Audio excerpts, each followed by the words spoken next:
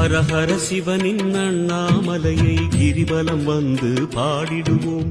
ஒவ்வொரு நாளும் ஒவ்வொரு பொழுதும் அருணாச்சலனை வேண்டிடுவோம்.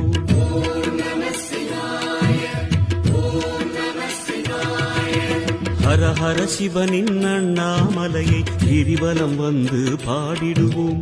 ஒவ்வொரு நாளும் ஒவ்வொரு பொழுதும் அருணாச்சலனை வேண்டிடுவோம்.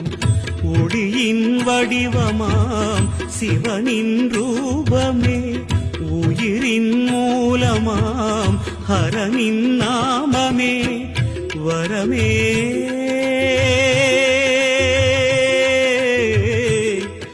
தருமே சிவமே.